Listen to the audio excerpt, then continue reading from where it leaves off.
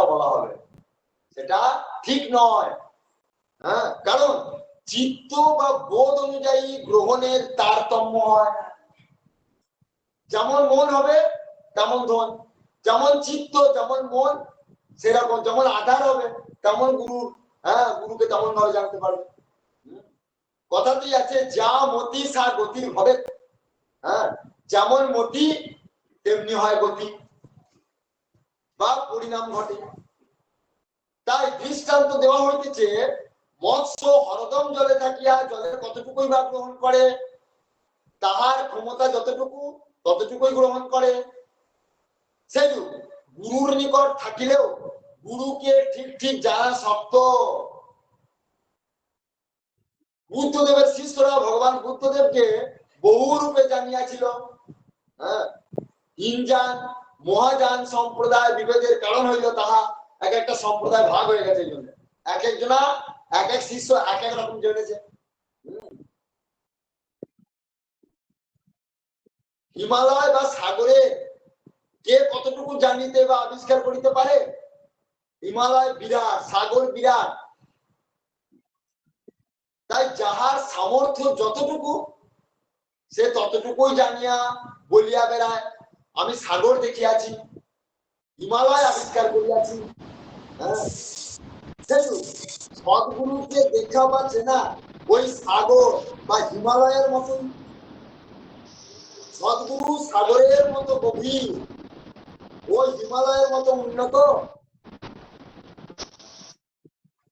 এ বিষয়ে উপনিষদে ইন্দ্র বিরোচন আখ্যানটি উল্লেখযোগ্য। খুব সুন্দর একটি ঘটনার উপাখ্যান আছে, দেখুন, শুনলে ভালো লাগবে। বলছে প্রজাপতি ব্রহ্মা নিকট, প্রজাপতি ব্রহ্মার নিকট দেবলোক হইতে ইন্দ্র এবং অসুর লোক হইতে বিরোচন এবং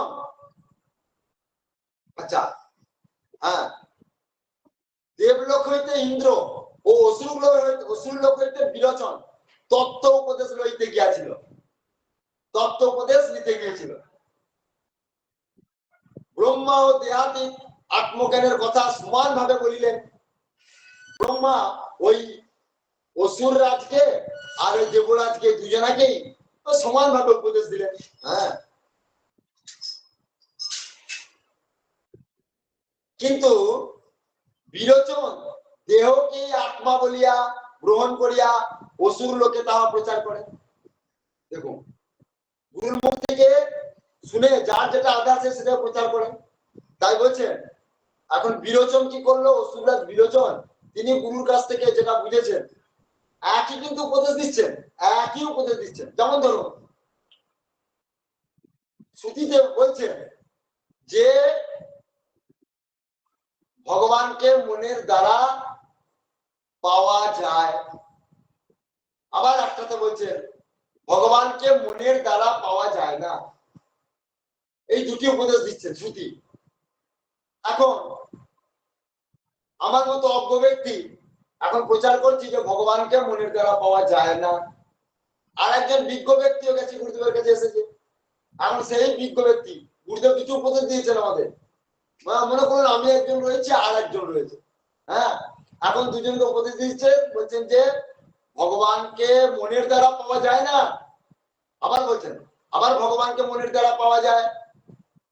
আমি কিন্তু শুনলাম যে ভগবানকে মনের দ্বারা পাওয়া যায় না। এইটাই সবাইকে প্রচার করতে হবে।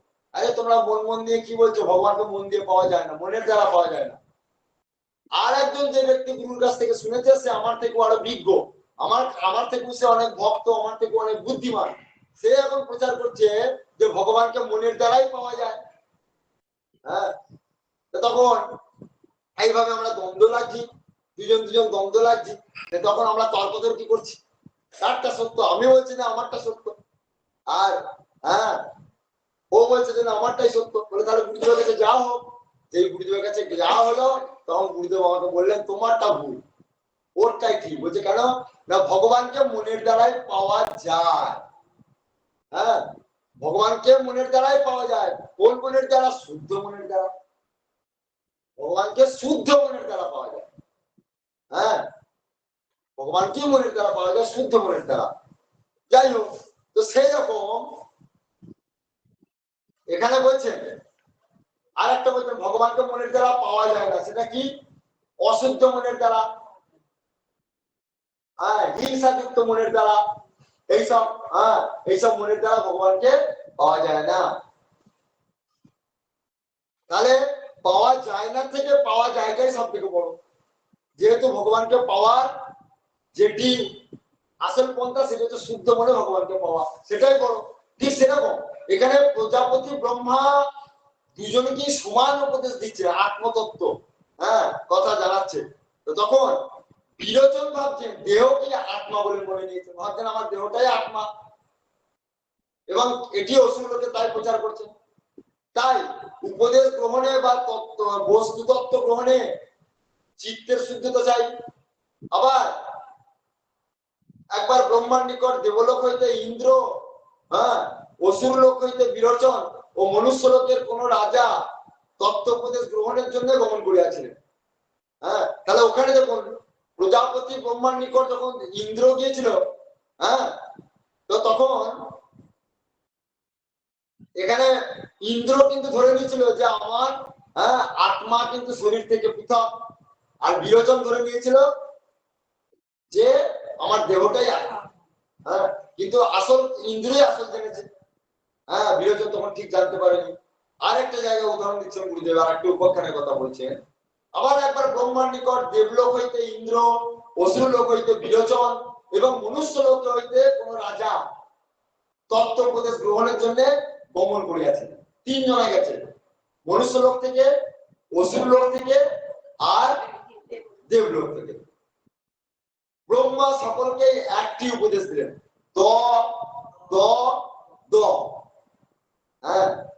তখন তাহাতে মনুষ্য লোকের রাজা তাহার অর্থ করিলেন দান করো, তবে পরমার্থ লাভ হইবে। ইন্দ্র অর্থ করিলেন দমন করো, অর্থাৎ ইন্দ্রিয়গুলিকে সংযত করতে হবে, দেবতাদেরকে ইন্দ্রিয় সংযম করতেই হবে, তবে তাদের আত্মতত্ত্ব লাভ হবে।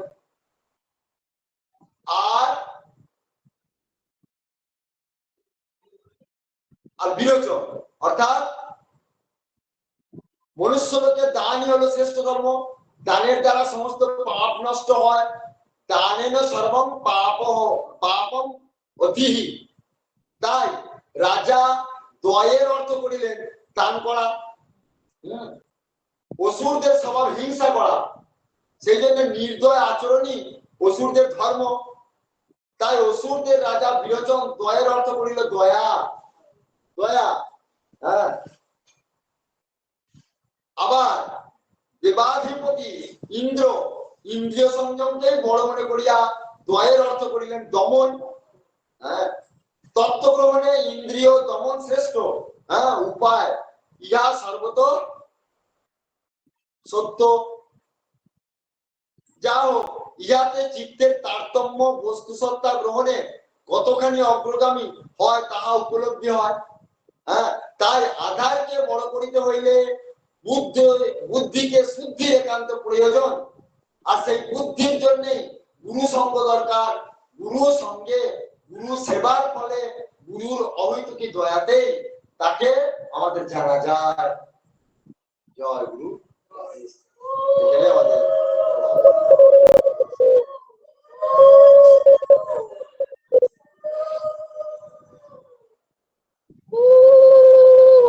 এখন আমরা আদর্শ গৃহের রূপরেখা বইটি একটু আস্বাদন করি, তারপরে আমরা মূল বিষয়ে প্রবেশ করব।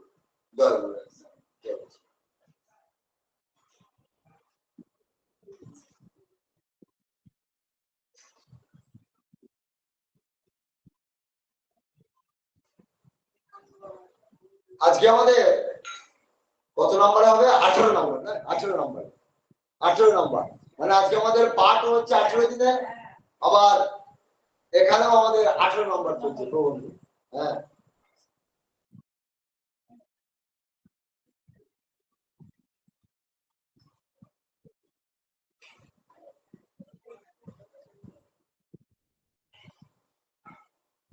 বলছেন আদর্শ গৃহীর জড় মায়ায় পশাঘাত খাইবার জন্য প্রকৃত সংসার করা নয়। বুঝতে পারা যাচ্ছে?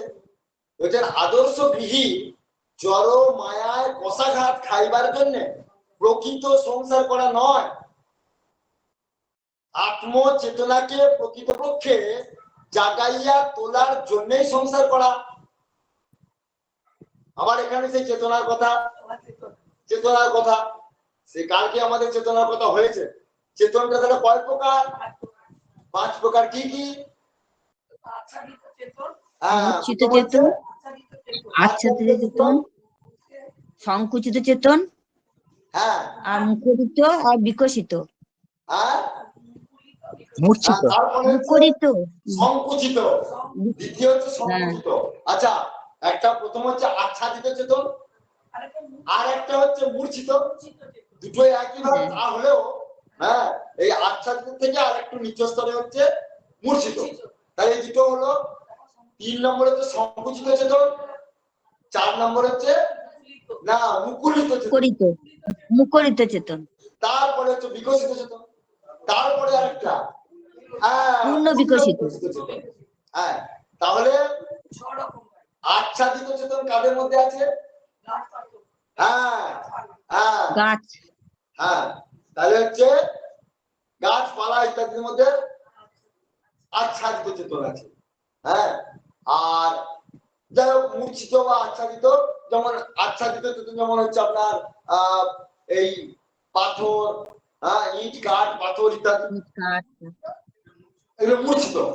এগুলো মূর্ছিত। আর আচ্ছাদিত হচ্ছে গাছ, যত রকম উদ্ভিদ জাতীয়, এদের একটা আচ্ছাদন আছে, ঢাকা আছে। আচ্ছা, তারপরে হচ্ছে সংকুচিত থেকে পশু পক্ষী, এরা হচ্ছে সংকুচিত। এনাদের বুদ্ধিবৃত্তিটা তুলনামূলক অনেকটা কম, কিন্তু এদের থেকে বেশি। এই আচ্ছাদিত থেকে একটু বেশি। আর একটা হচ্ছে মুকুলিত, মানে জাস্ট এই একটু মুকুল হচ্ছে আর কি। সেটা কার? সেটা হচ্ছে আসরিক বৃত্তি সম্বন্ধে যারা আসরিক বৃত্তি যারা। সুন্দর সুন্দর, বাহ। যারা আসরিক প্রবৃত্তি, অনীতিজ্ঞ ব্যক্তি, যারা ধর্ম টর্ম করে না, তর্ক বিতর্ক করে, আসরিক প্রবৃত্তি, সবসময় ভোগ সুখের রত্ন, যারা শুধুমাত্র ইন্দ্রিয় সুখ ছাড়া আর কিছু বোঝে না, শুধুমাত্র শরীরের ভোগটাই তাদের মূল। এটা হচ্ছে তাদের, মানে তাদের বুদ্ধিবৃত্তিটা ওইটুকুর মধ্যেই সীমিত, ভোগের মধ্যে, সবই শারীরিক বা সাংসারিক ভোগের মধ্যেই সীমিত। মুকুলিত চেতন। তার উপরে কি? বিকশিতটা কি? যাদের মধ্যে ধার্মিক বুদ্ধি সম্পন্ন। আর পূর্ণ বিকশিতটা কি? যারা সম্পূর্ণ জানে যে এই সংসারটা আমার মায়াময়, এই সংসারের কোনো ভিত্তি নাই, একমাত্র ভগবানই সত্য। তাই সময় নষ্ট না করে একবারে ভগবানকে লেগে পড়তে হবে। সব সময় আমাদের ভগবানকে, যত মুহূর্তম ক্ষণম ভাবি বাসুদেবন চিন্ততে সাহানি তৎমহচ্ছিদ্রম সাভ্রান্তি সাচ বিক্রিয়া। যে সময়টা আমরা ভগবানের থেকে দূরে থাকবো সেটাই পাপ প্রবেশের দ্বার। তাহলে এইটা যে ব্যক্তি লক্ষ্য রাখে তিনি হচ্ছেন মানে সর্ব উত্তম চেতনা সম্পন্ন ব্যক্তি, পূর্ণ চেতনা সম্পন্ন ব্যক্তি। যাই কালকে আলোচনাগুলো হয়েছে, তাই বলছে, সেই জন্যই বলছেন আদর্শ গৃহের জন্য প্রকৃতপক্ষে আত্মচেতনাকে জাগাইয়া তোলার জন্যই সংসার করা। এই সংসারের কষাঘাতে, অর্থাৎ সংসারে শুধুমাত্র মায়ার দ্বারা আবদ্ধ হওয়ার জন্য আমরা আসি না, সংসারের জড় মায়ায় আবদ্ধ হওয়ার জন্য আমরা আসি নাই। কি জন্য এসছি? না আমাদের আত্মচেতনাকে বৃদ্ধি করবার জন্য। তার মানে এক কথায় ভগবানকে ভজনা করবার জন্য আমরা এসেছি। সর্বত্র আত্মার আকর্ষণে আমরা আকৃষ্ট হইতেছি, ইহা কোনো জড়ের আকর্ষণ নয়। আমরা যে আকর্ষণ হচ্ছি, এই সংসারের প্রতি আকর্ষিত হচ্ছি, বা এই যে সমস্ত জড় বস্তুর প্রতি আকর্ষিত হচ্ছি, সেটা কিন্তু কার কারণে? আত্মার কারণে, ওই জড় বস্তুগুলোর প্রতি নয়। কিন্তু আমরা ভাবছি জড় বস্তুগুলোর প্রতি আমাদের আকর্ষণ হচ্ছে। যেমন মনে করেন একটা উদাহরণ দিই, এই যে মোবাইল ফোনটা, দেখুন মোবাইল ফোনটা আমাদের এখন খুবই আকর্ষণের বস্তু, খুবই আকর্ষণের বস্তু। কিন্তু এই মোবাইলটা যদি আপনি চার্জ ফুরিয়ে যায়, এটা আকর্ষণীয় বস্তু থাকবে? ও তখন সেই যত দামি হোক, যদি চার্জ না থাকে বা ওর যদি কি বলে ওই ব্যাটারি যদি বা নেট, ওই নেট যেটা বলা হয়, নেট যদি না থাকে তাহলে কি হবে, ওটা বেকার। তখন আর ওই আকর্ষণ করবে কি? সেই রকম, হ্যাঁ সেই রকম। তাহলে এই বস্তুটিকে যিনি তৈরি করেছেন, মোবাইলটাকে যিনি তৈরি করেছেন, তিনি একজন বিজ্ঞানী। হয়তো বলতে পারবেন তাহলে তার কারণে মোবাইলটা তৈরি হয়েছে, তাহলে তিনিই শ্রেষ্ঠ। বলছেন না, তাহলে যে বিজ্ঞানী তৈরি করেছে তাহলে সেই বিজ্ঞানী কি স্থায়ী? সেই বিজ্ঞানী কার কার শক্তিতে তৈরি করেছে? আত্মার শক্তিতে তৈরি করেছে। এবং সেই বিজ্ঞানীর দেহ থেকে যদি আত্মা বেরিয়ে যায়, বিজ্ঞানীর দেহ থেকে যদি আত্মা বেরিয়ে যায়, তাহলে বিজ্ঞানী আর মোবাইল তৈরি করতে পারবে? তাহলে জড় বস্তু আমাদের আকর্ষণের জিনিস নয়। তাহলে কে আত্মা? আত্মা মানে ভগবান। ভগবানই আমাদের একমাত্র আকর্ষণের বস্তু। সেরকম আমাদের দেহের প্রতি আমরা আকর্ষিত হই, তাই দেহটা আমরা চলে গেলে আকর্ষিত হবে, তখন ওই দেহটাকে দেখে থুতু ফেলতে ইচ্ছা হবে। যখন কোচের গন্ধ উঠবে তখন আমাদের নাকে মুখে ঢাকা নিতে হবে, যাতে আমাদের জীবাণু মানে দূষিত জীবাণু যাতে আমাদের শরীরে না প্রবেশ করে। তাহলে এতদিন যে শরীরটা আকর্ষিত ছিল কার জন্য? আত্মার জন্য। হ্যাঁ, তাই বলছেন যে সর্বত্র আত্মার আকর্ষণে আমরা আকৃষ্ট হইতেছি, ইহা কোন জড়ের আকর্ষণ নয়। জীবের স্বভাবই হইল প্রেম বা ভালোবাসা। হ্যাঁ, জীবের স্বভাব হচ্ছে প্রেম বা ভালোবাসা। সেই প্রেম বা ভালোবাসাকে কেহ কোনোদিন রোধ করিতে পারে নাই বা পারিবে না, তাহাই জীবের চিরন্তন স্বাভাবিক। কারণ এই জগতে প্রেম ভালোবাসাটা স্বাভাবিক, এটাকে কেউ কোনোদিন রোধ করতে পারে নাই বা পারবেও না। তাই তাহাকে পার্থিব গণ্ডি ত্যাগ করাইয়া অপার্থিব স্বর্গীয় ভালোবাসার রূপ দিবার জন্যই আদর্শ পবিত্র গার্হস্থ্য জীবন বুঝিতে হইবে। তাহলে ভালোবাসাটা বা প্রেমটা কি বলছে? সেইটা, ওই প্রেমটাকে বা ওই ভালোবাসাটাকে আমাদের এই সাংসারিক ভালোবাসার গণ্ডি ত্যাগ করে যেতে হবে। স্বর্গীয় ভালোবাসায় রূপ দিতে হইবে। সেটা কিরকম না, এই বলছেন পরবর্তী ক্ষেত্রে বলছেন যে আর এই পবিত্র ভালোবাসা লইয়াই তো সংসার। তাহলে পবিত্র ভালোবাসাটা কি বলছেন? এই পবিত্র ভালোবাসাই হলো সংসার। এই প্রেম বা ভালোবাসা যদি সংসারে না থাকিত, এই প্রেম বা ভালোবাসা যদি সংসারে না থাকিত, তবে সংসার শ্মশানে পরিণত হইত। চিন্তা করুন, শ্মশানে পরিণত হইতো, স্বাভাবিক তো। এই যে স্বামী স্ত্রীর মধ্যে যে ভালোবাসা যদি না থাকে তাহলে সংসার চলবে? সংসার ছতিচ্ছন্ন হয়ে যাবে। তাহলে স্বামী স্ত্রীর মধ্যে ভালোবাসা আছে, হ্যাঁ, মা বাবার মধ্যে ভালোবাসা আছে, হ্যাঁ, মা বাবার সঙ্গে ছেলে মেয়েদের ভালোবাসা আছে, হ্যাঁ, বাড়ির ভাই ভাইয়ের ভালোবাসা আছে, ভাই বোনের ভালোবাসা আছে, আত্মীয় স্বজনের ভালোবাসা আছে, হ্যাঁ, সমাজের সঙ্গে সমাজের ভালোবাসা আছে, হ্যাঁ, গ্রামের সঙ্গে অন্য গ্রামের ভালোবাসা আছে, দেশের সঙ্গে দেশের ভালোবাসা আছে। তবে তো এই পৃথিবী চলছে। হ্যাঁ, তাহলে সেই ভালোবাসার উৎসটা কি আমাদের সেটাকেই ধরার জন্য বলছেন যে সাংসারিক ভালোবাসার সঙ্গে শুধু মেলালে চলবে না। আমাদের সেই আসল উৎস, যার জন্য ভালোবাসা, সেই ভালোবাসাটাকে ভগবান। যার কারণে বলছেন যে আমরা ধরুন স্বামী স্ত্রীর কাছ থেকে ভালোবাসা পাচ্ছে, কি জন্য? ভগবানের জন্য। ভগবানের দেহের মধ্যে আছে বলি তো স্ত্রী স্বামীর ভালোবাসা পাচ্ছে, স্বামীও স্ত্রীর ভালোবাসা পাচ্ছে, বাবা মা ছেলেদের ভালোবাসা পাচ্ছে, ছেলে মেয়েরা বাবা মায়ের ভালোবাসা পাচ্ছে, ভাই ভাই ভালোবাসা পাচ্ছে, ভাই বোন ভালোবাসা পাচ্ছে, আত্মীয় স্বজন ভালোবাসা পাচ্ছে। সবের মধ্যে ভগবান আছেন বলে, ভগবান যদি বেরিয়ে যান কোথায় ভালোবাসা থাকবে? সেই ভালোবাসার নামই হচ্ছে স্বর্গীয় ভালোবাসা। হ্যাঁ, সেই ভালোবাসাটাকেই আমাদের গুরুদেব বলছেন, সেই ভালোবাসাকে আমাদের ধরতে হবে, হৃদয়ে ধারণ করে রাখতে হবে। হ্যাঁ, তাই বলছেন এই ভালোবাসা যদি সংসারে না থাকিত তবে সংসার শ্মশানে পরিণত হইত।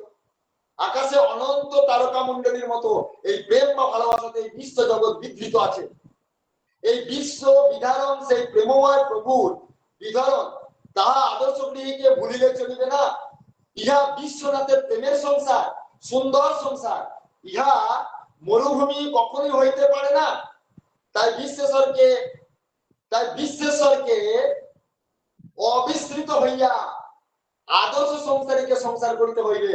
অর্থাৎ সেই বিশ্বেশ্বরকে স্মৃতিতে রাখিয়া, চিন্তায়, স্মরণে, মননে রাখিয়া এই সংসার করিতে হইবে। সংসার জীবনে যেমন জয়ও আছে, তেমনি পরাজয়ও আছে। এই সংসারে সুখও আছে, দুঃখও আছে, জয়ও আছে, পরাজয়ও আছে। আদর্শ গৃহী যেমন জয়ের আনন্দে আটখানা হন না, হ্যাঁ, তেমনি পরাজয়ের বিষাদেও মুহ্যমান হন না। যখন জয় হবে তখন সে আনন্দে আটখানা হয়ে যাবে না, চরম আনন্দ পাবে না, স্বাভাবিক অবস্থাতেই থাকবে, মানে তত্ত্বজ্ঞ ব্যক্তি বা ভগবানের ভক্তরা।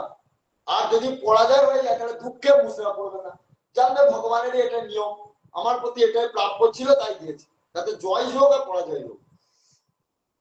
কারণ জয়, হ্যাঁ, জয় যাহার দেওয়া, পরাজয় তাহার দেওয়া।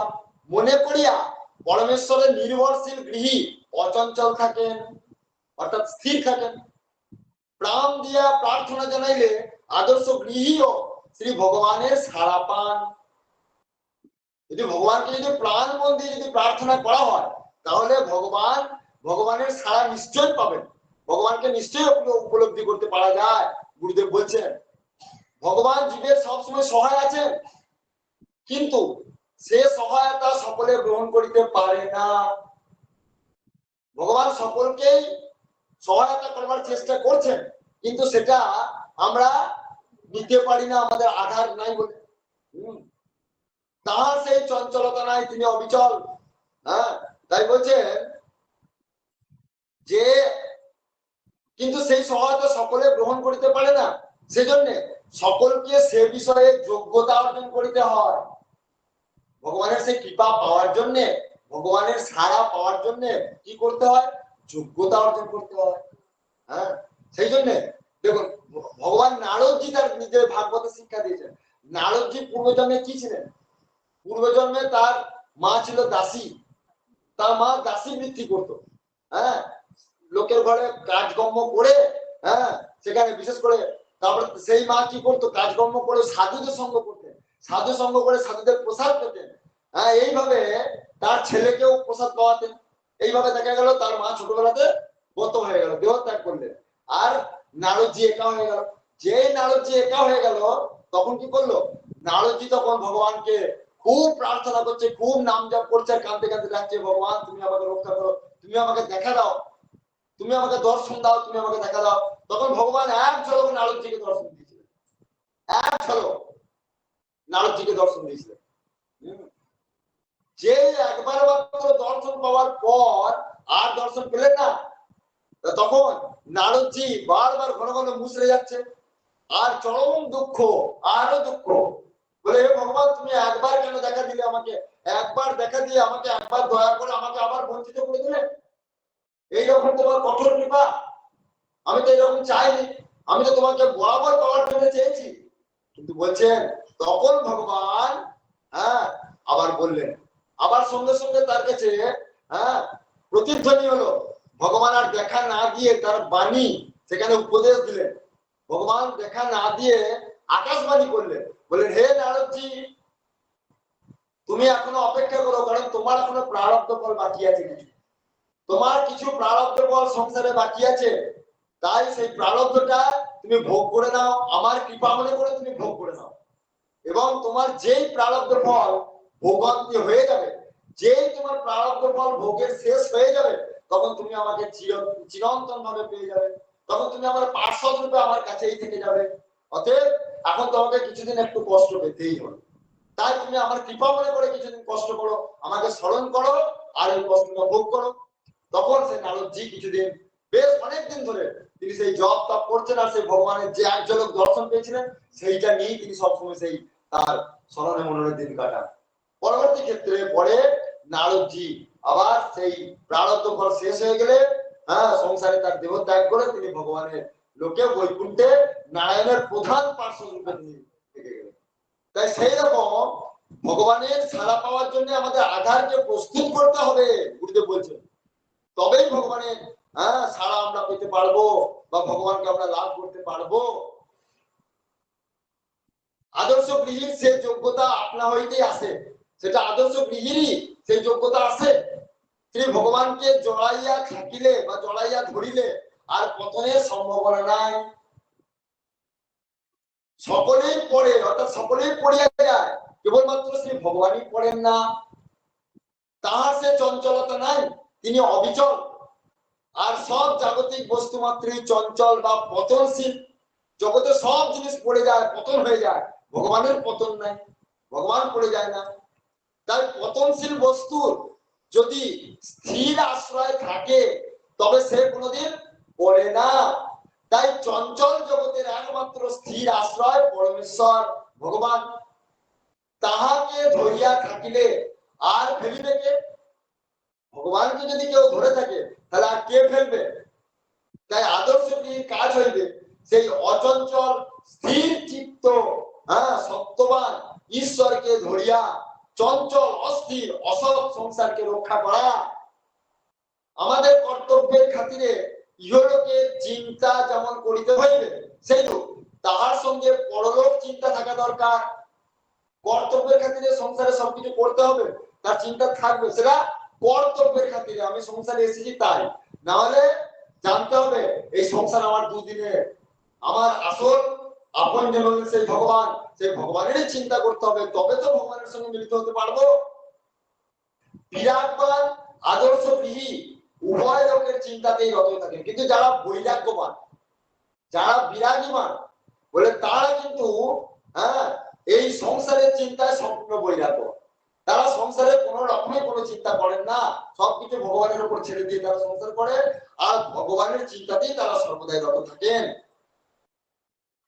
সংসারের বিষয় বিরক্ত গৃহী পরলোকের কথা স্মরণ থাকায় ইহলোকের ভোগ্য বিষয়ে আর ভুলেন না। ওদের সংসারের বিষয় বিরক্ত গৃহী, যারা সংসারের বিষয়ে বিরক্ত মানে সংসার যাদের ভালো লাগে না, সংসারের প্রতি যাদের আসক্ত নাই, তারা পরলোকের কথা স্মরণ থাকায় ইহলোকের ভোগ্য বিষয় আর ভুলেন না। অন্য মানে সেই সকল ব্যক্তিকে এই জগতের ভোগ বিলাস ভুলাতে পারে না। যারা ভগবানকে নিয়ে থাকে তাদেরকে এই জগতের ভোগ বিলাস কখনোই ভোলাতে পারে না। অন্য কিন্তু এইটাকে সব মনে করিয়া মজিয়া মোহগর্তে নিপাতিত হয়, আর ভগবানকে ভুলে যারা সংসারকে দূরে থাকে তারা ভগবানের থেকে দূরে সরে গিয়ে দুঃখকে গরম করে নেয়। আদর্শ গৃহীর বৈশিষ্ট্য এখানেই। শ্রীহরির আদেশে গৃহস্থের জীবন সুন্দর সুখময় হওয়া দরকার। হরির যথার্থ হচ্ছে যে হরি হচ্ছে যথার্থ গৃহী, ভগবানই হচ্ছে যথার্থ গৃহী। কৃষ্ণ একজন বড় ত্যাগী হইয়াও বড় সংসারী ছিলেন, কৃষ্ণর মতো বড় ত্যাগী আর কে ছিলেন? তাই তিনি একমাত্র বড় সংসারী। তিনি এত বড় ত্যাগী হয়েও বড় সংসারী ছিলেন, দ্বারকাতে তিনি সংসার যাত্রা নির্বাহ করেছিলেন। তাই হরির দৃষ্টান্তই আদর্শ গৃহীর দৃষ্টান্ত। জয় গুরু রাধে। এইখানে আমাদের আদর্শ গৃহীর রূপরেখা।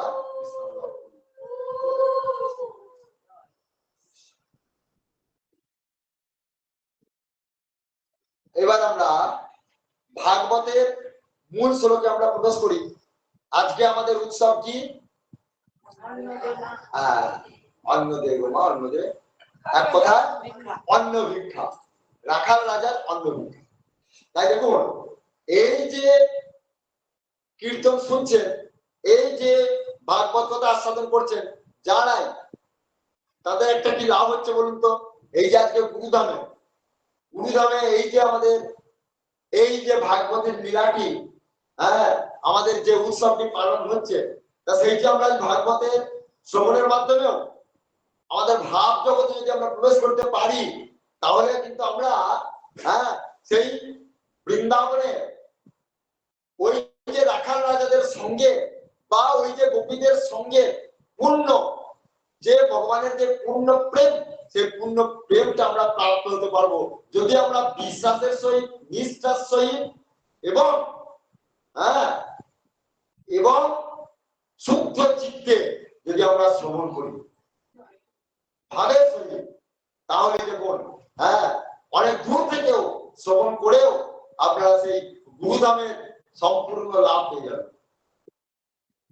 যারা গুরুধামে শুনছেন তাদের কথা শত তারা তো পাচ্ছে, কিন্তু যারা এই ফোনের মাধ্যমে দূরে দূরে যারা শুনতে পাচ্ছেন যারা, তারা একটু যদি ভাবতে থাকেন, হ্যাঁ, কারণ গুরুদেব আমাদের একটা কথা বলতেন যে যতগুলি লীলা উৎসব এখানে পালন হচ্ছে সেগুলি জানবে সব এখানে প্রকট হচ্ছে, আমরা দেখতে পাই বা না পাই, সেগুলো সব প্রকট হচ্ছে। সেগুলি কারা দেখতে পাচ্ছে? দেবতারা দেখছে।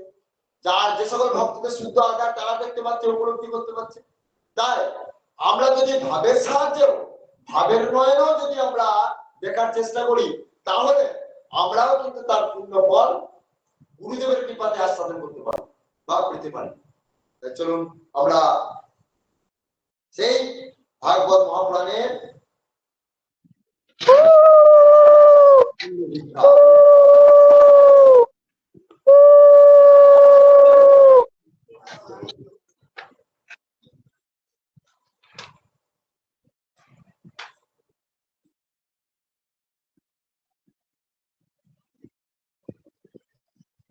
ত্রয়োবিংশ অধ্যায় দশম স্কন্ধ। এই দশম স্কন্ধ ভাগবতের যে দশম স্কন্ধ হচ্ছে ভগবানের হাস্যযুক্ত মুখ, ভগবানের হাস্যযুক্ত মুখ হচ্ছে দশম স্কন্ধ। তার মানে বলছেন যে এই ভাগবতের যতগুলো লীলা বর্ণনা করা হয়েছে, হ্যাঁ, এই দশম স্কন্ধ হচ্ছে শ্রেষ্ঠ। আর দশম স্কন্ধের মধ্যে রাস হচ্ছে শ্রেষ্ঠ। আর রাসের প্রারম্ভে এই লীলা, রাসের কিছু আগে, যেমন এই যে লীলাটি আমরা আস্বাদন করব তার আগে আমাদের বস্ত্র হরণ হয়ে গেছে। তার আগে বস্ত্র হরণ লীলা হয়ে যাওয়ার পরে ঘটনা এটা আসছে। এর আগের চ্যাপ্টারে তো বস্ত্র হরণ লীলা, হ্যাঁ, তো সেই বস্ত্র হরণ এই কারণে বলছি যে বস্ত্র হরণ লীলা হয়ে গেছে। কুমারীরা, বৃন্দাবনের কুমারীরা ভগবানকে প্রতিরূপে পাবার জন্য তপস্যা করেছে। হ্যাঁ, কার ভজনা করেছে? কাত্যায়নীর উপাসনা করেছে। তারা যখন উপাসনা করেছে, যখন তাদের, হ্যাঁ, তারা কি করলো? ভগবান তাদের সেই আশা পরে পূরণ করলেন, যখন তাদের বস্ত্রগুলি হরণ করে নিলেন। দেখুন আজকে আমাদের এই পুরুষোত্তম মাসের একটি শ্রেষ্ঠ শ্লোক কি জানেন? পুরুষোত্তম মাসের, সবাই একবার জোড়াত করুন, সবাই এই শ্লোকটি একবার শ্রবণ করুন। পুরুষোত্তম মাসের শ্রেষ্ঠ স্তব, হ্যাঁ, বলছেন ব্রজে প্রসিদ্ধং নবনীত চৌরং গোপান গুণানাঞ্চ দুকুল চৌরং পদাশ্রিতানাঞ্চ সমগ্র চৌরং চৌরাগ্রগণ্যং পুরুষং নমামি। চৌরাগ্রগণ্যং পুরুষং নমামি, চৌরাগ্রগণ্যং পুরুষং নমামি। এই পুরুষোত্তম মাসের শ্রেষ্ঠ শ্লোক হচ্ছে এটা। দেখুন গুরুদেব আমাদের দেয়ালেতে পূর্বেই এই শ্লোকটি লিখে দিয়েছেন। হ্যাঁ, 8টি শ্লোক আছে, তার মধ্যে এটি একটি। হ্যাঁ, তা এই শ্লোকটিতে দেখুন আজকে কত সুন্দর একটি যোগ, আজকে আমাদের উৎসবটি কত সুন্দর যোগ। এই শ্লোকটি অর্থটা কি বলছে দেখুন, ভালো করে শুনুন। বলছেন কি প্রথম কথাটা? ব্রজে প্রসিদ্ধ, মানে ব্রজের মধ্যে প্রসিদ্ধ কি? ব্রজে প্রসিদ্ধ নবনীত চৌর, ননী চোর। বলছে ব্রজের মধ্যে সব থেকে প্রসিদ্ধ চোর হচ্ছে ননী চোর। কে?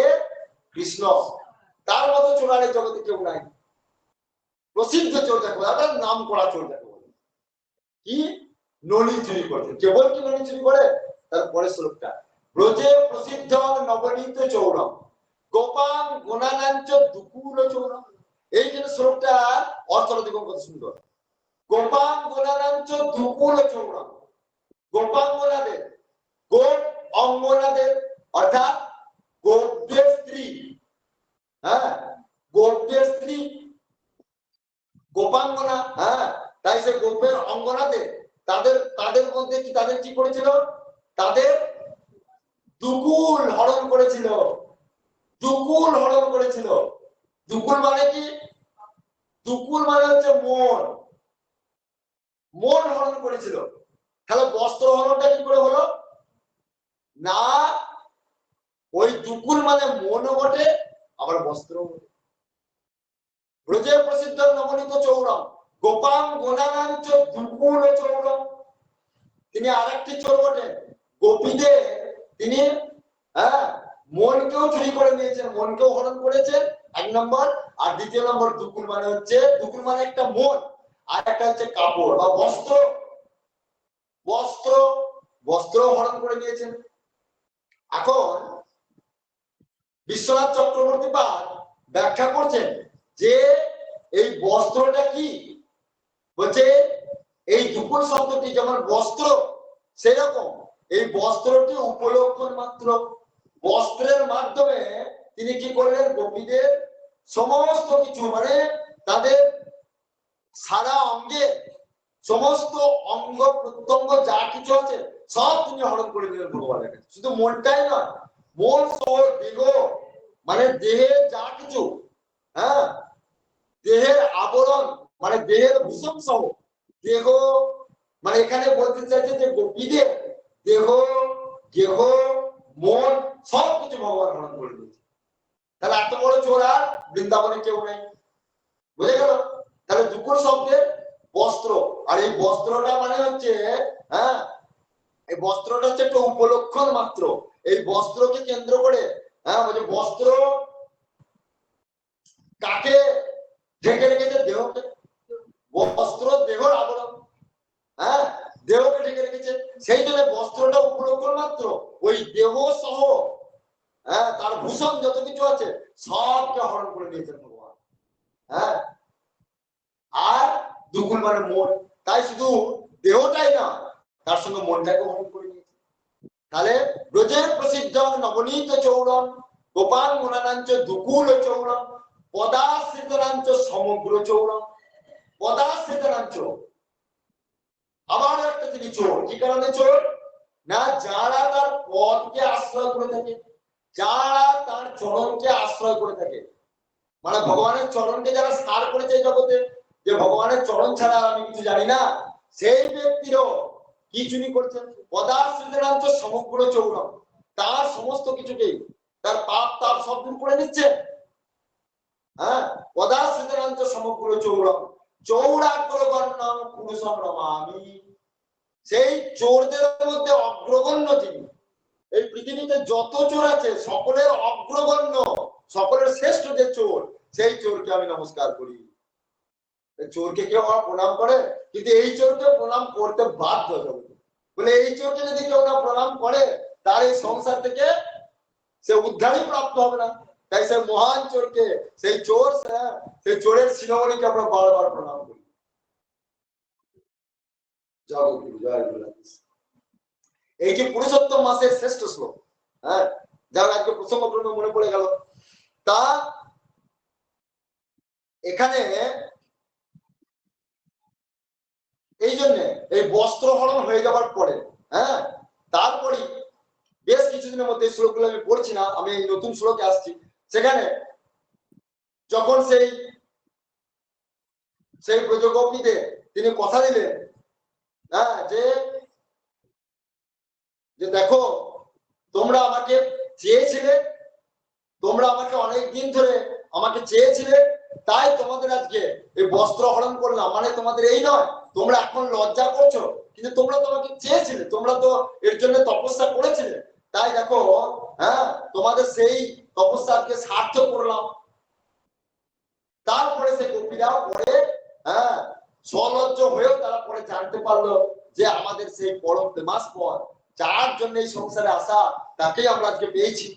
অতএব ভগবানের সঙ্গে তারা মিলিত হতে গেল, কিন্তু ভগবান বললেন না এখন মিলিত হবে না, এখন তোমরা নিজে নিজে প্রতীক যাতা গৃহান, এখন তোমরা ব্রজে ফিরে যাও, তোমরা এখন তোমাদের পতিতদের কাছে তোমাদের হ্যাঁ সংসারে তোমরা ফিরে যাও, তোমাদের সংসারে কাজকর্ম করো। আবার সামনে যে আগামী দিনের শরৎ পূর্ণিমা আসছে সেই রাসে তোমাদের সঙ্গে মিলিত হবে। তাই হ্যাঁ সেই আগামী রাস, সেই রাসে তারা মিলিত হয়েছিল পরবর্তী ক্ষেত্রে। তো যাই হোক তার মাঝে মানে রাস এবং এই বস্ত্র হরণের মাঝে এই লীলাটি আজকে আসবে বললে, তার বেশ কিছুদিনের মধ্যে ভগবান কি করলেন, সমস্ত সখা বৃন্দদের নিয়ে বৃন্দাবন থেকে গরু চড়াতে গিয়ে সকালে উঠে কি করলেন, হ্যাঁ মা যশোদা তাদেরকে সাজিয়ে দিলেন, হ্যাঁ গোপালকে বলরামকে সাজিয়ে দিলেন এবং গোষ্ঠে পাঠালেন। এবং গোষ্ঠে যাচ্ছেন, গোষ্ঠে গিয়ে তারা আনন্দের সহিত যমুনার পাড়ে পাড়ে গিয়ে হ্যাঁ দ্বাদশ বোন তারা আজকে আনন্দের সহিত সখাদের নিয়ে বিচরণ করছেন গোপদের নিয়ে। এইভাবে আনন্দ করতে করতে করতে করতে একবারে মথুরার গায়ে চলে গেছে, মথুরার কাছে চলে গেছে। মথুরার কাছে যেই না গেছে তখন কৃষ্ণ আর বলরাম কি করলো, সব একটি সুন্দর একটি বনের কাছে গিয়ে কি করলো, কৃষ্ণ আর বলরাম সেখানে বিশ্রাম করছেন, আর গরুগুলি কি করছেন, সেই সুন্দর সেই শীতল ছায়ায় বসে গরুগুলি সেখানে যমুনার জল পান করছে। কৃষ্ণ বলরামও সেখান থেকে একটুখানি জল পান করে তারা সেখানে বিশ্রাম করছে। আর কিছুক্ষণের পরে তাদের সখারা বলল যে হে সখা, আমাদের প্রচুর খিদে লেগেছে, আমাদের প্রচুর খিদে লেগেছে, এখন কিছু আমাদের কিছু খাবারের ব্যবস্থা করো। কৃষ্ণ বলরাম হচ্ছে এই বাবা, তোমরা বেস্ট টাইমে যে কথা বললে আমাদের শোনালে, বলছে এখন কোথায়, বলছে আমরা জানো কোথায় এসেছি, বলে আমরা তো গ্রাম থেকে গ্রাম অন্তরে কোথায় চলে এসেছি। তখন সকালে বলে আরে আমরা তো কত দূরে চলে এসেছি আমরা, তাহলে আমাদের যে খুব খিদে পেয়েছে, কি খাবো আমরা এখন। কৃষ্ণ বলরামকে বলে তোমাদেরকে জোগাড় করে আনতে হবে, তোমরাই তো আমাদেরকে নিয়ে এসছো, তাই তোমরা এখন ব্যবস্থা করো। তাই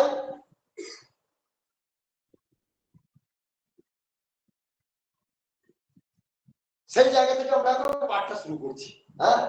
এই জায়গা থেকে পাঠটা শুরু করছি, দেখুন খুব ভালো লাগবে।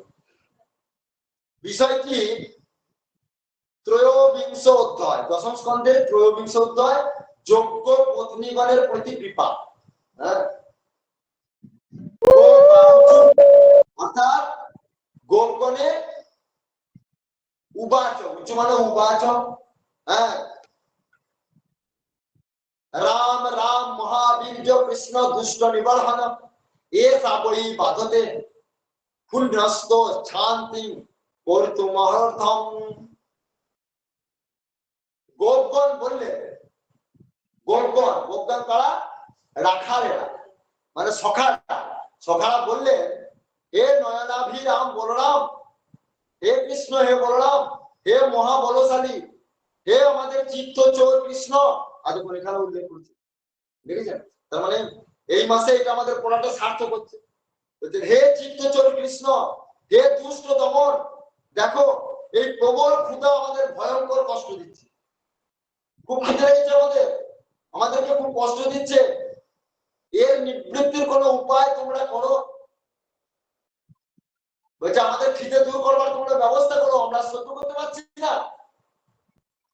শ্রী শুক উবাচ, সুখদেব গোস্বামীজি বলছেন ইতি বিজ্ঞাপিত গোপৈ ভগবান দেবকীসুত ভক্তয়া বিপর্যা ভাইয়া প্রসীদ অন্নিদম ব্রুবৃত প্রয়াত দেব যজন ব্রহ্মণা ব্রহ্মণবাদিনা সত্র মঙ্গিরাসং নাম হাস্যতে স্বর্গ কাময়ায়। অর্থাৎ সুখদেব গোস্বামীজি বলছেন, কাকে বলছেন? সুখদেব গোস্বামী কাকে বলছেন? পরীক্ষিতকে, জয় গুরুরাজ পরীক্ষিতকে। পরীক্ষিতকে। তো সুখদেব গোস্বামী পরীক্ষিত মহারাজকে বলছেন না, পরীক্ষিত মহারাজকে। সুত গোস্বামী বলছেন সৌনক ঋষিদেরকে, মনে আছে? সুত গোস্বামী বলছেন সৌনক ঋষিদেরকে, আর সুখদেব গোস্বামী বলছেন পরীক্ষিত মহারাজকে। যদিও এই কথা সুত গোস্বামীও বলছেন, কিন্তু এখানে সুখদেব গোস্বামীর কথা আসছে। সুত গোস্বামী আলোচনা প্রথম থেকেই করছেন। পরমহংস সংহিতায় প্রথমেই একদম আরম্ভতে আমরা পড়েছি, সুত গোস্বামী তার সৌনক মুনিদেরকে এই ঘটনাগুলি শোনাচ্ছে। তো সেই সুত গোস্বামী শোনাতে শোনাতে এখন সেই সুখদেব গোস্বামীর কথাই বলছেন। সুখদেব গোস্বামী পরীক্ষিত মহারাজকে সেই কথাই বলছেন। কি বলছেন? হে পরীক্ষিত, গোপেরা এই রূপ নিবেদন করলে, অর্থাৎ এই কথা বললে, তাদের খিদে লেগেছে, এই কথা জানালে দেবকী পুত্র ভগবান শ্রীকৃষ্ণ নিজ ভক্ত,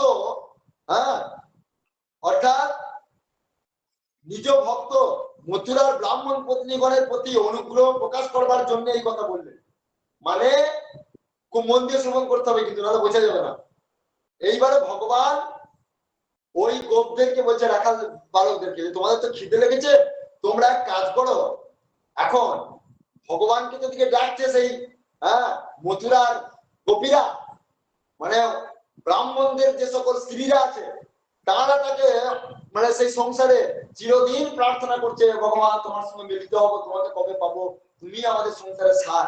তা সেইটি ভগবান আজ শোনার জন্য ভগবান তাদেরকে দয়া করবেন বলে সে বৃন্দাবন থেকে এই মথুরাতে ওই গরু নিয়ে একটা বাহানা মাত্র।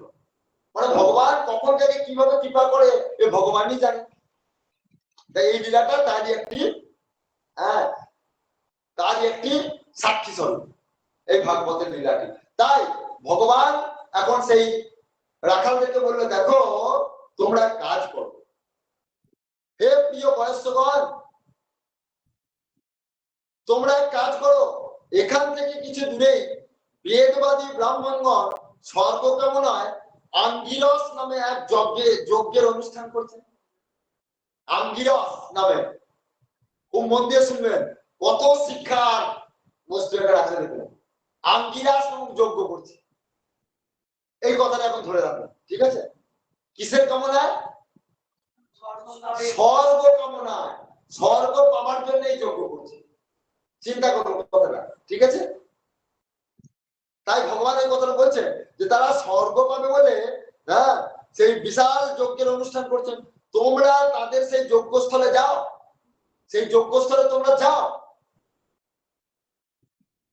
আমরা তোমাদের পাঠাচ্ছি, কাজে কোনরূপ সংকোচ করো না, সেখানে যেতে তোমরা কোন রকম সংকোচ করো না।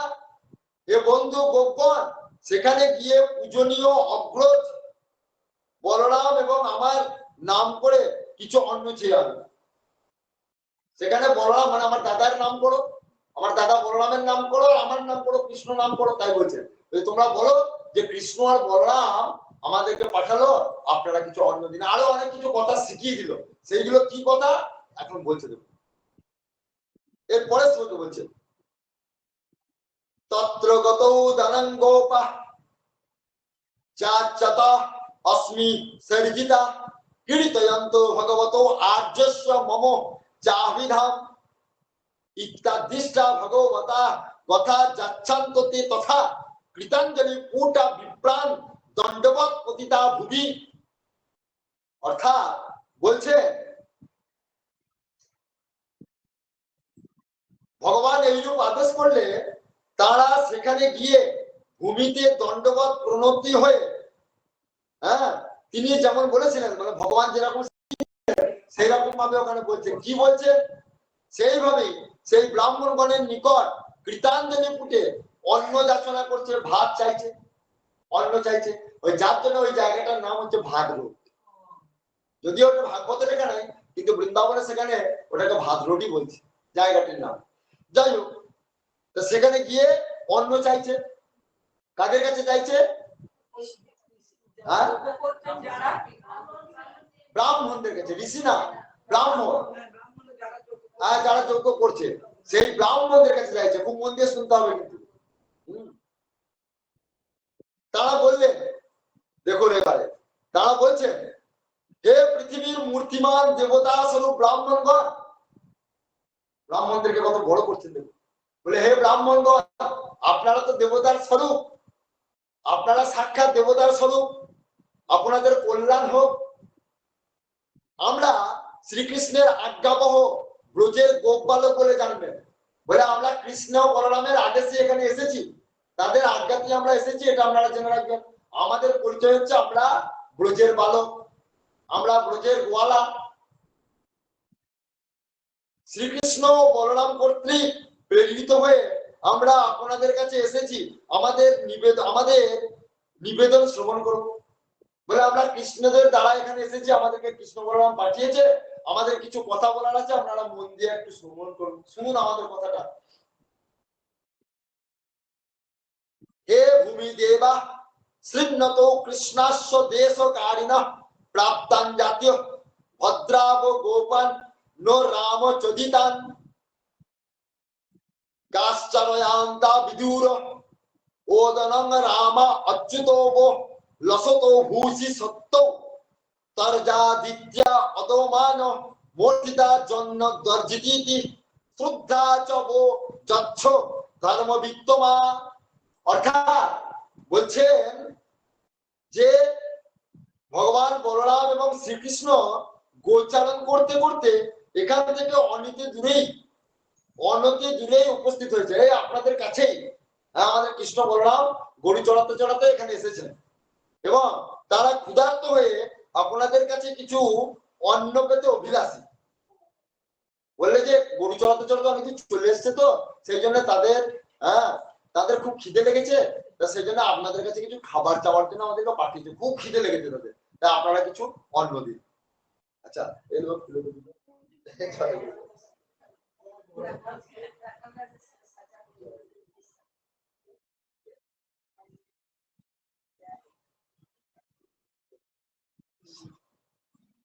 তাই বলছেন ভগবান বলরাম এবং শ্রীকৃষ্ণ গোচারণ করতে করতে এখান থেকে অনতি দূরে উপস্থিত হয়েছেন এবং তারা ক্ষুধার্ত হয়ে আপনাদের কাছে কিছু অন্ন পেতে অভিলাষী। ব্রাহ্মণগণ, আপনারা তো ধর্মের রহস্য যথেষ্ট ভাবে জানেন। আপনাদের চাইতে ভালো আর কেউ জানে না এই পৃথিবীতে, যেহেতু আপনারা ব্রাহ্মণ। কাজে আপনাদের যদি শ্রদ্ধা হয় তাহলে সেই দুজন অন্ন প্রার্থীর জন্য আপনারা কিছু অন্ন দান করুন। কারণ আপনারা এত সুন্দর এই পূর্ণ কাজ করছেন, স্বর্গ পাওয়ার আশায় আপনারা এই যজ্ঞ অনুষ্ঠান করছেন, তাই সেই কৃষ্ণ বলরাম সাক্ষাৎ ভগবান তারা এখানে এসেছেন, তারা খুব ক্ষুধার্ত আছে, তাদের কিছু অন্ন দান করুন। আপনাদের যদি শ্রদ্ধা হয় তা কিছু অন্ন দান করুন। আপনারা তো সবই জানেন জগতের ধর্মকর্ম কি, কোনটা আসল সত্য মিথ্যা আপনারা তো সব জানেন, তা সেই বুঝে আপনারা তাদের জন্য অন্ন দান করুন। হে সজ্জনগণ, তারপর বলছেন দীক্ষায়া পশু সংস্থায়া সৌত্রমন্নাশ্চ সত্তমা অন্যত্র দীক্ষিত সাপি নাম নাম অশ্নহি দুষ্যতি ইতিতে ভগবৎ যস্নাং শৃণ্যত ওপি ন শুশ্রূষুবু ক্ষুদ্রাসা গুড়ির কর্মানো বালিসা বুদ্ধিমানিন। হে সজ্জনগণ, যে যাগে অর্থাৎ যে যজ্ঞতে দেবতার উদ্দেশ্যে পশু নিবেদিত হয়, ভালো করে শুনুন, যে যজ্ঞতে দেবতাদের উদ্দেশ্যে পশু নিবেদিত হয় সেই রূপ যজ্ঞ এবং সৌত্র মনাসি যাগে দীক্ষিত যজমানের অন্ন অপরের পক্ষে, অর্থাৎ যারা শুদ্ধ চিত্তে থাকে, যারা ভগবানের সেবায় যুক্ত থাকে, তাদের সেগুলি গ্রহণ করা উচিত নয়।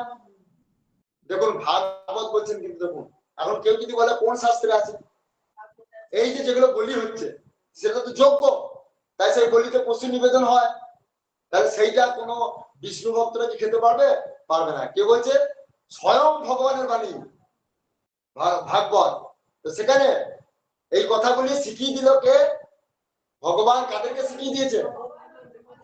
সকাদেরকে শিখিয়ে দিয়েছে, সেই কথাগুলি বলছে ব্রাহ্মণদেরকে। তাই ব্রাহ্মণ, আপনারা তো এখানে সেই যজ্ঞ করছেন না, অতএব আপনাদের চিন্তার কোনো প্রয়োজন নাই। আপনারা তো আঙ্গিরাস নামক যজ্ঞ করছেন। আঙ্গিরাস যজ্ঞটা হচ্ছে শুদ্ধ যজ্ঞ, খেয়াল করবেন। ওখানে কোনো বলি, যেমন আগেকার দিনে হিংসার যজ্ঞ হতো, কোনটা বলুন তো? অশ্বমেধ যজ্ঞ। অশ্বকে, জ্যান্ত অশ্বকে দিয়ে দেওয়া হতো। গোমের যজ্ঞ, গরুকে ইয়ে করে দেওয়া হতো, আহুতি দেওয়া হতো। নরমের যজ্ঞ, মানুষকেও ইয়ে দিয়ে আহুতি দেওয়া হতো। এইরকম সব হিংসাযুক্ত যজ্ঞ ছিল। তা সেই অশ্বমেধ যজ্ঞ ভগবান রামচন্দ্র নিজে বন্ধ করেছিলেন। তা এখন কে শুনবে এইসব কার কথা? আমাদের গুরুদেব বলতেন, দেখতেন না। যাই হোক, তা দেখুন ভাগবত তার প্রমাণ দিচ্ছে। তাই সেই জন্য বলছে যে আপনারা অবশ্যই এইসব যজ্ঞ করেন না, তা অতএব আপনাদের তো এই কৃষ্ণ বলরামকে অন্ন দিতে তো কোনো অসুবিধা নাই, তার তো কিছু দোষ নাই। তাহলে আপনারা আনন্দের সহিত সে অন্ন দান করুন।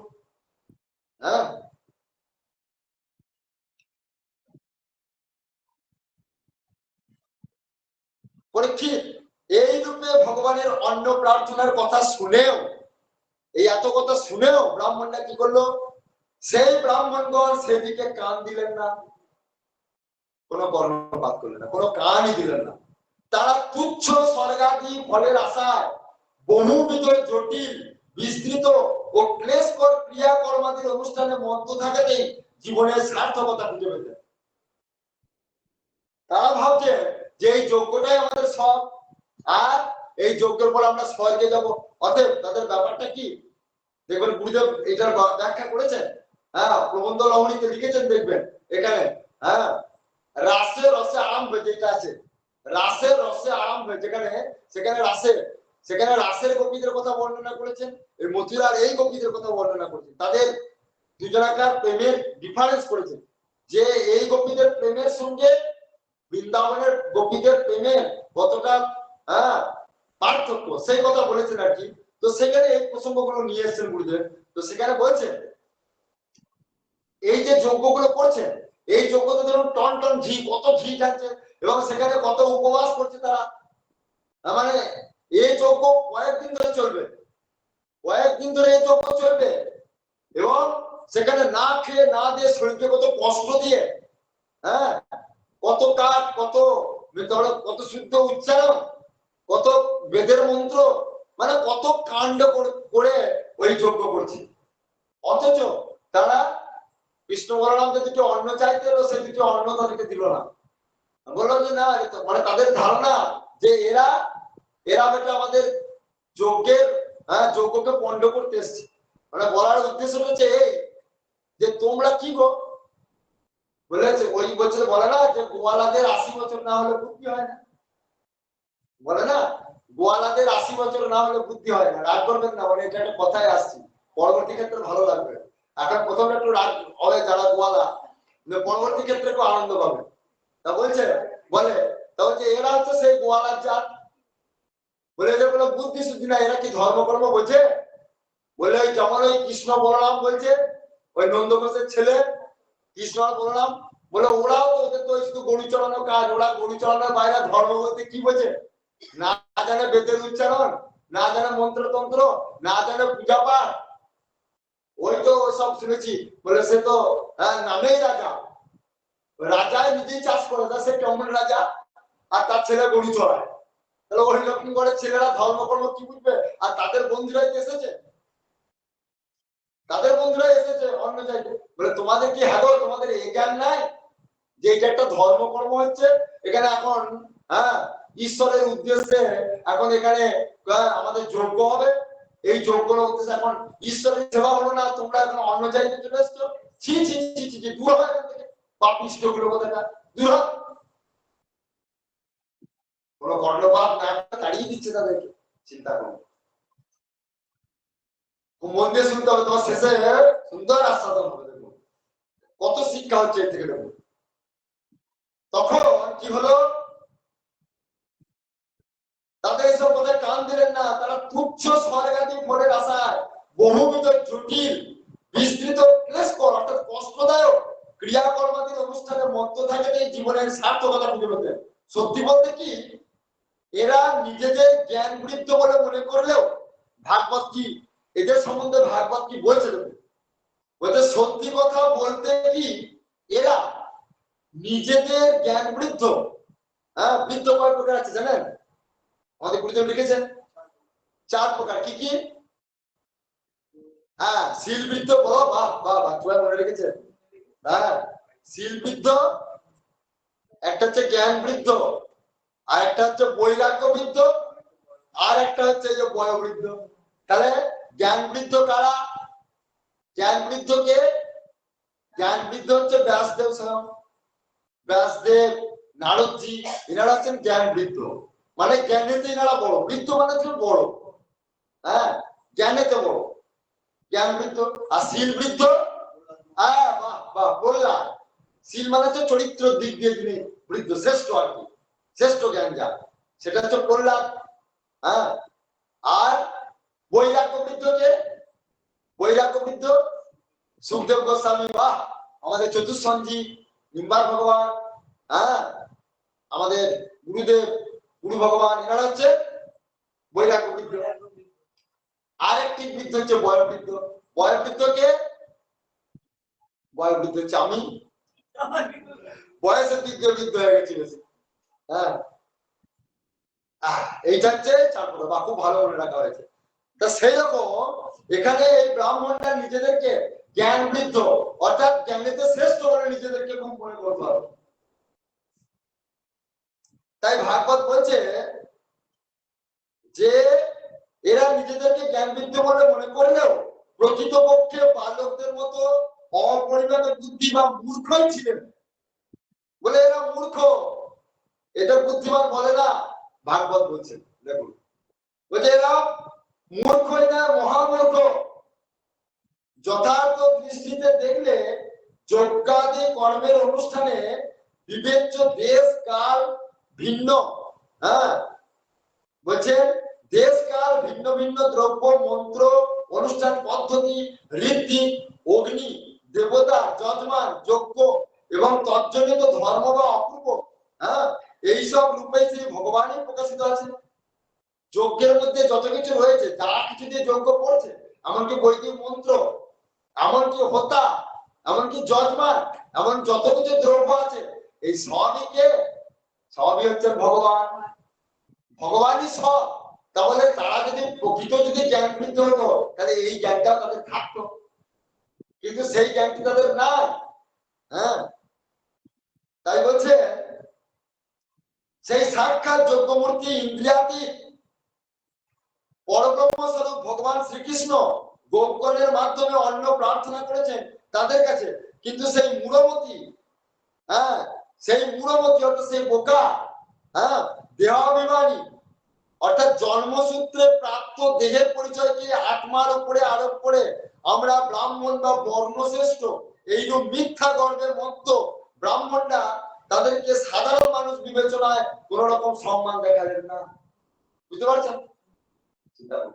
তার কি বোঝাচ্ছে? ভাগবত বলছে যে শুধুমাত্র জাতিতে উঁচু হলে হবে না, আমি শুধু ব্রাহ্মণ বা ক্ষত্রিয় বা বৈশ্য উঁচু জাতি হলেই হবে না, বা উঁচু জাতি হয়ে বৈদিক মন্ত্র উচ্চারণ করছি, ওতে কিছু দাম নাই যদি প্রেমের ঠাকুরকে যদি আমরা না জানতে পারি। তাই বলছি, ভগবানকে যদি আমরা না জানতে পারি, তাহলে আমাদের ওই শ্লোক উচ্চারণই সার হবে, বেদের মন্ত্র উচ্চারণই সার হবে, বইতে ধরাও সার হবে। এটা বলছেন 12টা গুণে আমাদের সার হয়ে যাবে। দ্বাদশ গুণযুক্ত ব্রাহ্মণ বলছে ভগবানকে যদি নাম বলছে চন্ডাল দ্বিতীয়ষ্ঠ হরি ভক্তি পড়ায় না। হ্যাঁ, বলছে যে সেই ব্রাহ্মণ যত বড়ই গুণশালী হোক, সে যদি ভগবান কৃষ্ণকে যদি ভজনা না করে, তাহলে হরিভক্তি যে চন্ডাল, হ্যাঁ, তার থেকেও নিকৃষ্ট, এই কথা শাস্ত্রে বলছে। তাই এখানে সেই কথাই বলছে যে এই ব্রাহ্মণরা নিজেদের দেহ অভিমানী, এরা নিজেদের দেহকে আত্মা বলে মনে করে ভাবছে আমরা বড় জাতি ব্রাহ্মণ। হ্যাঁ, তাই তাদেরকে সাধারণ মানুষ বলে গণ্য করছে। কৃষ্ণ বলরাম যদিও তারা বৈশ্য কুলে এসেছে, ভাবছে এরা বৈশ্য কুলে এসেছে, এরা তো গোয়ালা জাতি, এরা নিজ জাতি। হ্যাঁ, সেই জন্য ব্রাহ্মণরা ভাবছে আমরা উঁচু জাতি, এইসব নিজ জাতিরা আমাদের কাছে খাবার চাইতে এসছে। অথচ এখন এখানে যজ্ঞ হচ্ছে, যজ্ঞের জন্য আমাদের ঈশ্বরের এখনো কোনো ভোগ নিবেদন হলো না, আর এরা আমাদের কাছে সেবা চাইতে এসছে, সেটা তাদেরকে নিকৃষ্ট করছে। বোঝা গেল?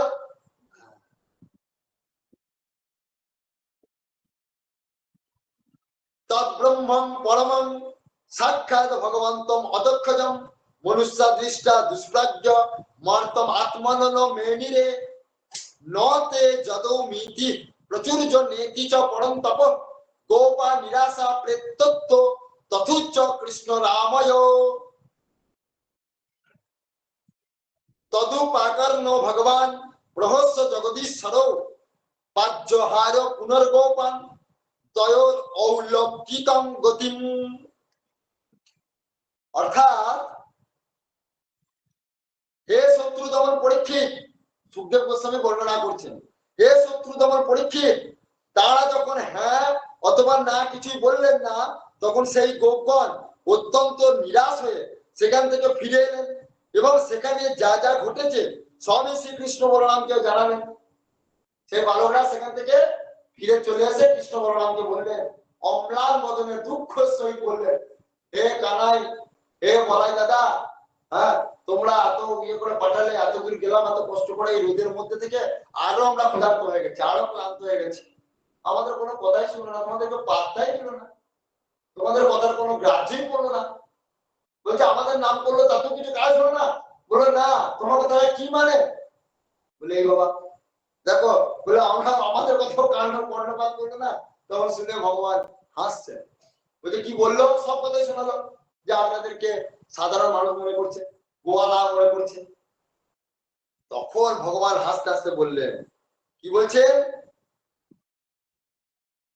সেই কথা শুনে জগতের অধীশ্বর শ্রীকৃষ্ণ হাসলেন এবং তাদেরকে, এইটাই সংসারের রীতি, সব চেষ্টায় সফল হয় না, হ্যাঁ কিন্তু বারবার চেষ্টা করতে করতে অবশেষে সফলতা আসে।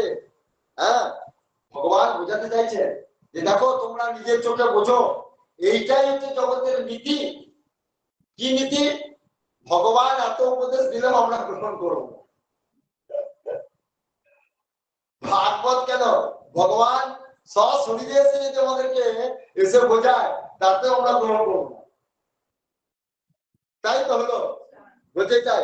হ্যাঁ তাই ভাগবতকে কত প্রমাণ, যে ভক্তরাই ভাগবতকে কেন্দ্র করে ভগবানকে লাভ করছে, এই সংসারকে লবণঙ্গা দেখিয়ে একবারে ভগবানকে নিত্য আনন্দে ভগবানকে পাচ্ছে।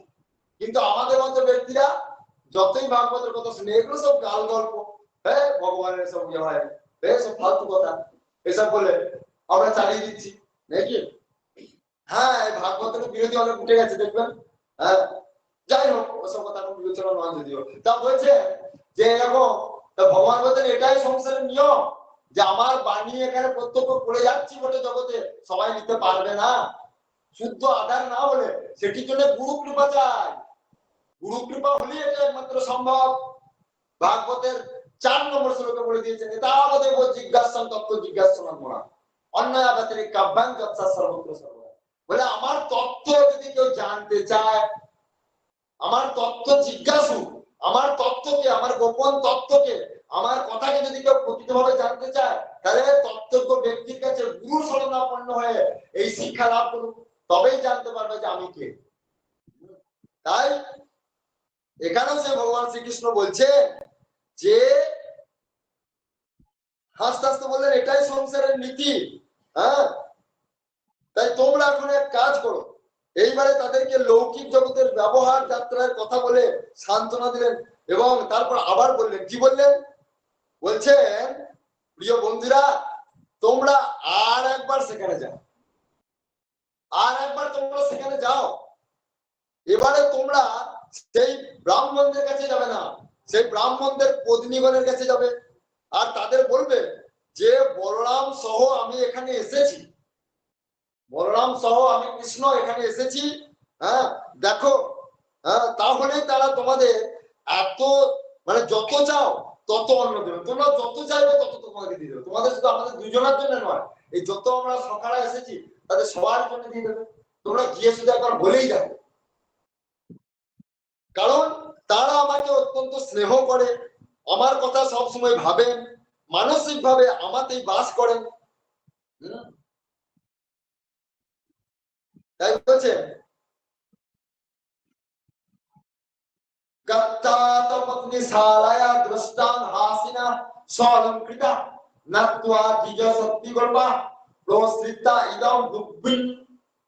নমো বিপ্র পত্নীভ্যো নিবধত বচাংসিনা ইতঃ বিদুরে চরতা কৃষ্ণেনে অসিতাভয়ং।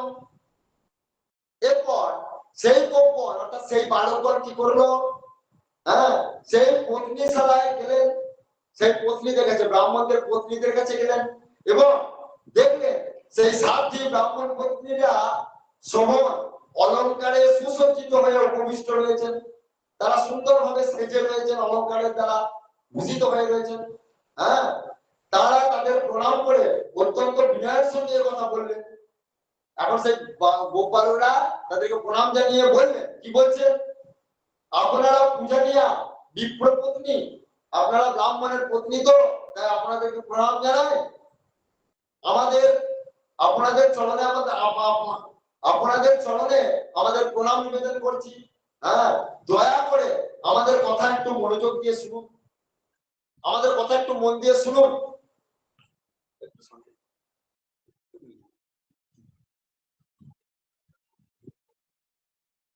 আমাদের কথা একটু মনোযোগ দিয়ে শুনুন। ভগবান শ্রীকৃষ্ণ এখান থেকে অল্প দূরে এসেছেন এবং তিনি আমাদের এখানে পাঠিয়েছেন। তিনি গোপালক বৃন্দ এবং শ্রী বলরামের সঙ্গে গোচারণ করতে করতে এদিকে অনেক দূরে এসে পড়েছেন। এখন তিনি এবং তার অনুগামীরা অর্থাৎ তার সকল সখারা সকলেই অত্যন্ত ক্ষুধার্ত, তাই আপনারা তাদের জন্য কিছু অন্ন দান করুন।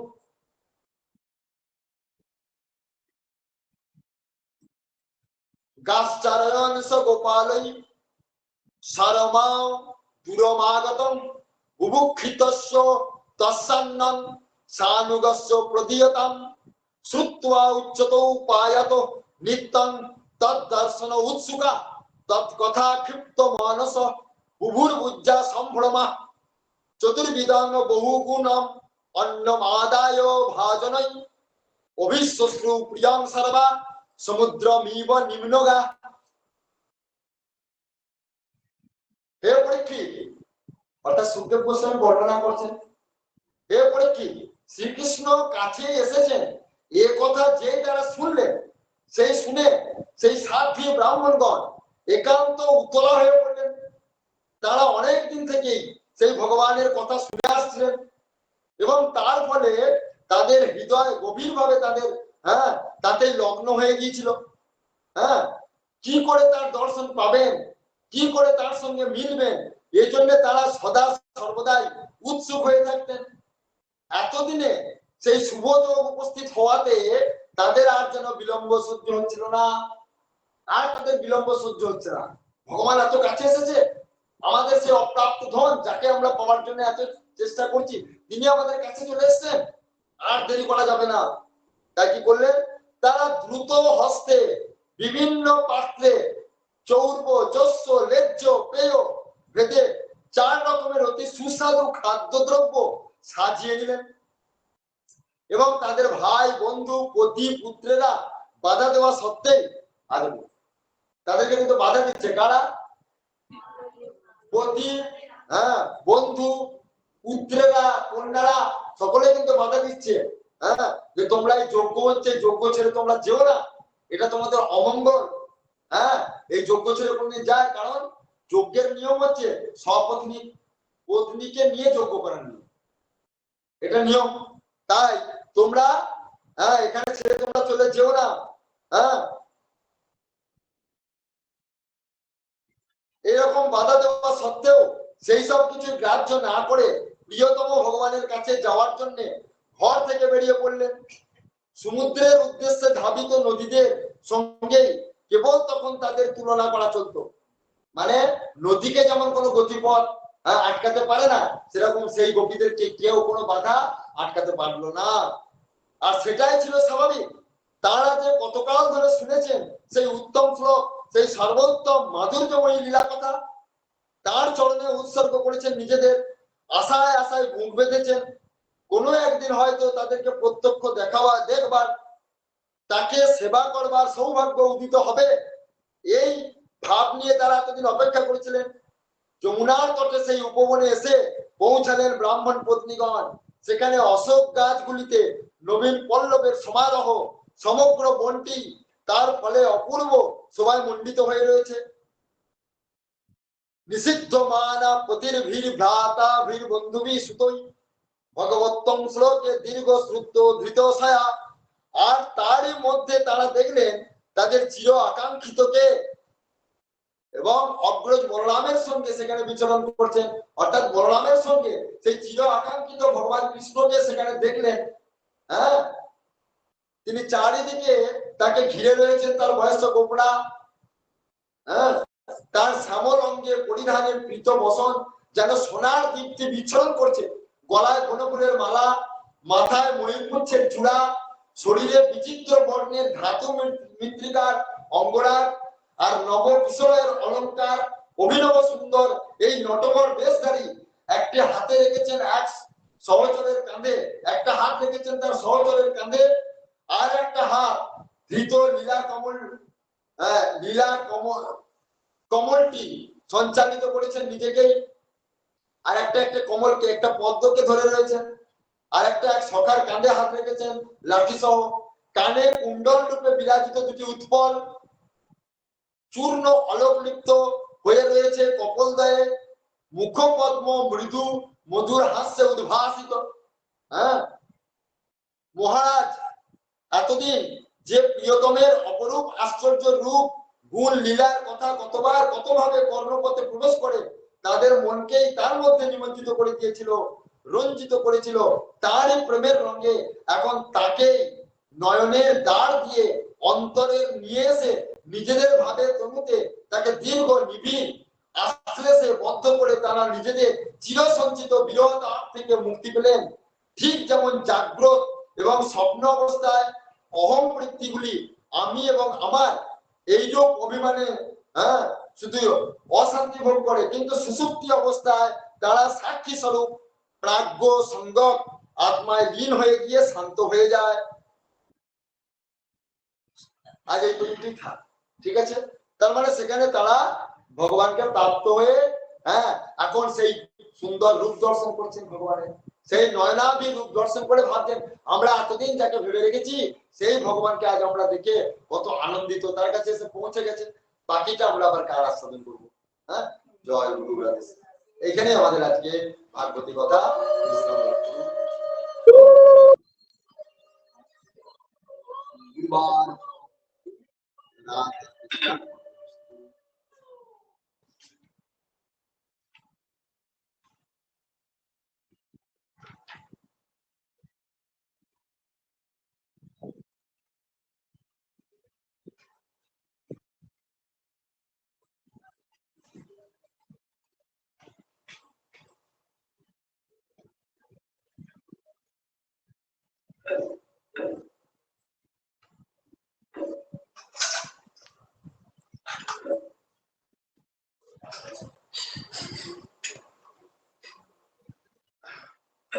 একটুখানি নাম করি।